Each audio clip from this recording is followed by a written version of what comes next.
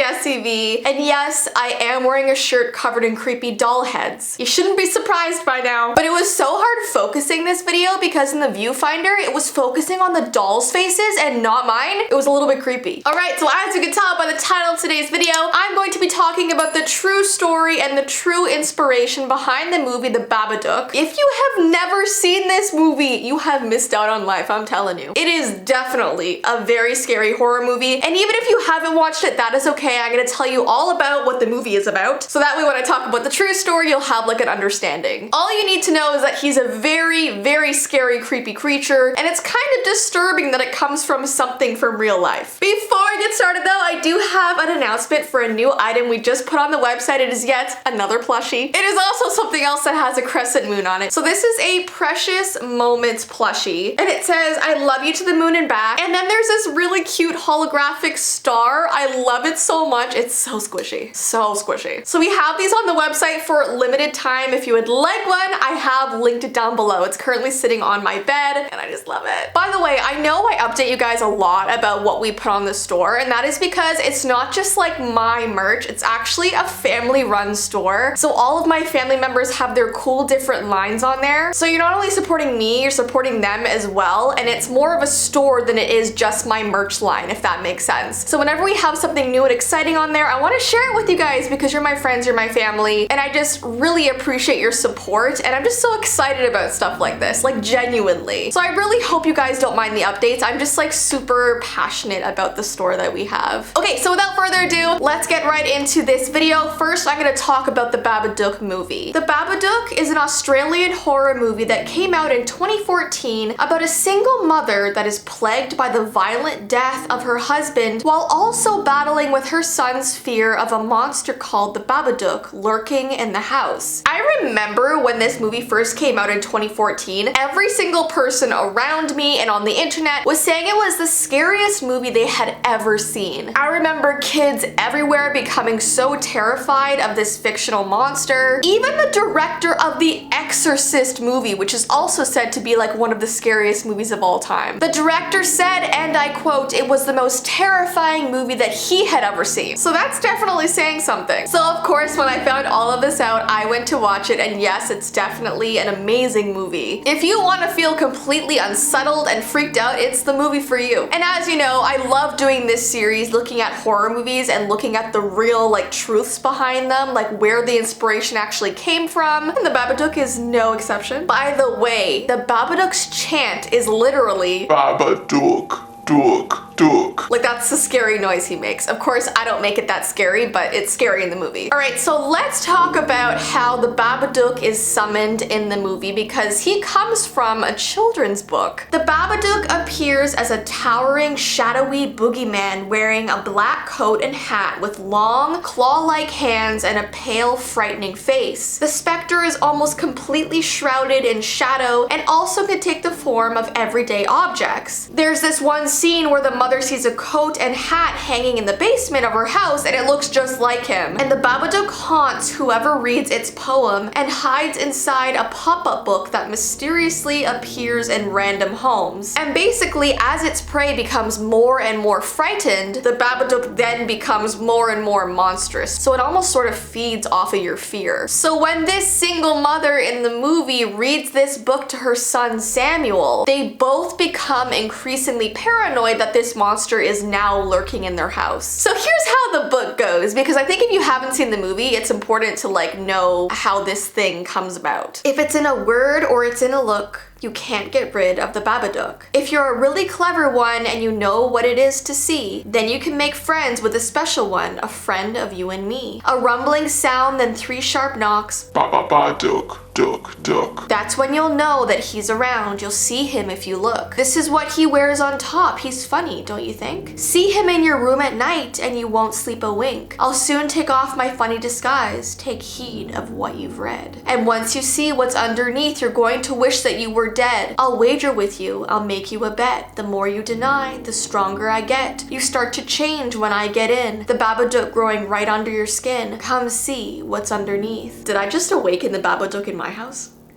Ah! So it's obvious that it's a very strange book to read to a child because especially the illustrations are very creepy. And in the movie, as the mother is reading Samuel this book, he's literally screaming and crying. Like, that's how afraid he is. So eventually, like I said, the mother becomes so paranoid that she tries to destroy the book. But to her horror, after she gets rid of it, the book shows up at her front door the following day, totally intact. And with the book, there's a poem. And the poem tells her that the more she resists it, the more it will haunt her. So she begins going insane. Eventually, the Babadook possesses her. And she ends up doing some pretty horrible things. You would have to watch the movie to find out. But in the end, you find out that the Babadook symbolizes grief because, as you know, she lost her husband, and the Babadook entering their house is supposed to be the darkness of her grief and hurting. And there's a lot of symbolism with it. So let's talk about the true story and also the inspirations behind the movie. So apparently the director, her name is Jennifer Kent. She had this best friend who had a son that said he was being plagued by an imaginary monster in his house. And his mother often had to pretend to talk to this monster to calm his concerns. Like, she would go like under his bed or in his closet and be like, "Excuse me, monster, can you not bother my son tonight? He's trying to sleep." Like, she had to talk to it in front of her son so her son thought that it would be okay. But the little boy was so sure that this monster was living in his house that his imagination just spiraled out of control. And it was really affecting the household with him and his mother living there. Things got stressful, things got paranoid. So Jennifer Kent was hearing all of these stories from her best friend, and she thought that it would be an amazing movie concept. So let's also talk about the inspiration for the design of the Babadook, because this monster has a very distinctive look. A man named Lon Chaney actually inspired the design of this monster. He was a silent film actor remembered for bringing some of the most terrifying early film monsters to life. For example, he portrayed the original Phantom of the Opera, he portrayed the Hunchback of Notre Dame, and the specific role that inspired the visual look of the Babadook came from one of his films called London After Midnight, and Chaney's hulking shoulders, massive hair, and tall top hat look shockingly similar to the infamous Babadook. Now let's talk about the name of the Babadook, because also this is a really strange name. It's a very unforgettable name, and it's so weird and specific that it almost sounds like it came from the mind of a child. It sort of has this like gibberish feel to it. Now the specific name origins are unknown, but apparently Babadook is a word in Hebrew, which means he is coming for sure, which is actually really creepy. Now there's no proof that that is what Jennifer Kent had in mind when she came up with this name, but if you look at the meaning in Hebrew, it is sort of unsettling. So there's actually a real life legend that the Babadook was also inspired by, and this is a legend of a creature called Babaroga. And this creepy legend and creature comes from Serbia, and Babaroga literally translates to old woman with horns. It is said that she spends her time finding children and putting them in a sack and bringing them to her cave and eating them. Or sometimes, instead of just putting them into her sack, she will literally pull children through small holes in the ceiling, which is creepy. So if you see a crack in your ceiling, she might just reach down and pull you through it. And like most boogeyman stories, Babaroga is mostly used as a tool for parents to try and scare their children into good behavior, such as ensuring they go to bed on time, respecting their elders, etc. But I did think it was interesting to see the actual like